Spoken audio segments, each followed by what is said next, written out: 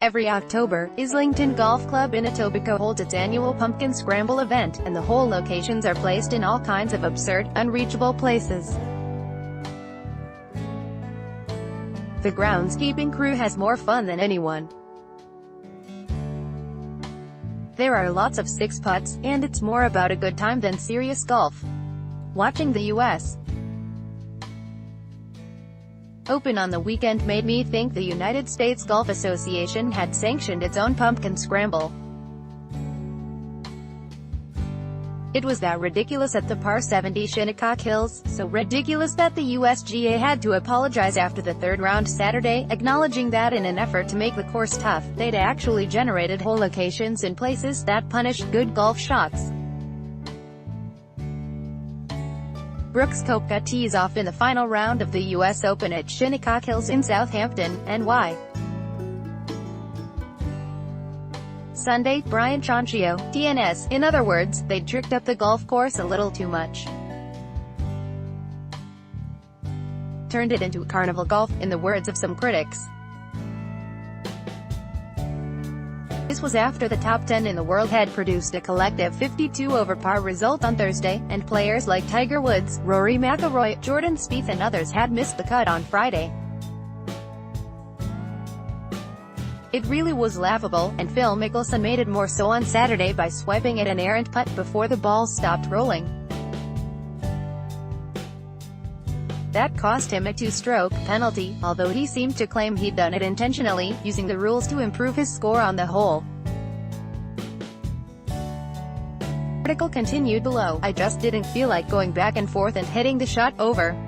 Mickelson explained. I took the two-shot penalty and moved on. It's my understanding of the rules. I've had multiple times when I've wanted to do that. I just finally did. He took a 10 on the hole, by the way. That day, the average score was 75. 8 players who had made the cut shot over 80 in the third round. The players who were scheduled to play in the afternoon faced dramatically more difficult conditions. When the course dried up, what seemed reasonable in the morning turned into absurd. The outcome has been affected, said TV commentator Frank Nobilo. In the end, not a single golfer was able to break par over 4 rounds. Winner, Brooks Koepka, defended his 2017 title by finishing 1 over par, symbolically bogeying the 72nd hole to win by 1 stroke. The golf world was left wondering, what in the world was that all about? Some loved watching the world's best brought to their knees. Koepka, for his part, sure wasn't apologizing, and praised the USGA for creating such a tough test of golf. Many see this as U.S.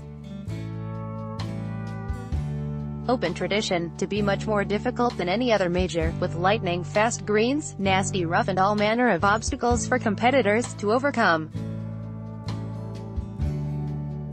At the same time, however, the weekend produced an event in which the USGA organizers were the stars.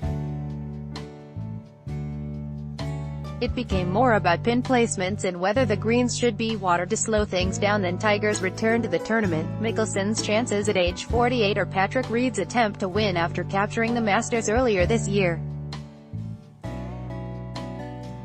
Article continued below. As a player and a golf fan myself, it's sad to see how one of our biggest tournaments gets ripped apart because the USGA can't figure out the right setup for the great golf courses we play, tweeted 2017 Masters champion Sergio Garcia, who registered the rounds of 75 and 79, how tough is too tough? And what is the objective? To prove the best of the best aren't as good as they think they are? Is that what people really want to see? To those who embrace the concept that a U.S. Open winner's final score should be somewhere close to par in order to be legitimate, you do have to wonder whether the 15-under score registered by Reed at Augusta National was somehow illegitimate, or evidence of a competition that was too easy. Canada's best golfers took a particularly nasty beating at Shinnecock, with all 3 missing the cut. Mackenzie Hughes was 11 over, while Adam Hadwin and NHL referee Garrett Rank were both 18 over in their 2 rounds. At Shinnecock, the idea seemed to be to undermine the best golfers on the planet, rather than offer a rigorous test of their skills. It seems ridiculous that an approach shot could land 10 feet from the pin, then roll backward off a false front and 50 yards back down the fairway, but that type of thing was happening with regularity. It created some drama by Sunday, with a 4-way tie for the lead to start the day after World No. 1 Dustin Johnson, the leader after 2 rounds, shot a soul-crushing 77 Saturday. Englishman Tommy Fleetwood shot a final day 63 to go into the clubhouse 2 over par, still hoping the rest of the field would come back to him, and it almost did. In the end, Johnson couldn't regain his nerve or make a putt, while Koepka scrambled his way out of a few jams on the back 9 to avoid blowing up and allowing Fleetwood to back into the U.S. Open title. Did it produce great golf? Depends how you define great golf. On the final hole, Koepka bounced his second shot off the grandstand, then after a chip and 2 putts, finished with a bogey.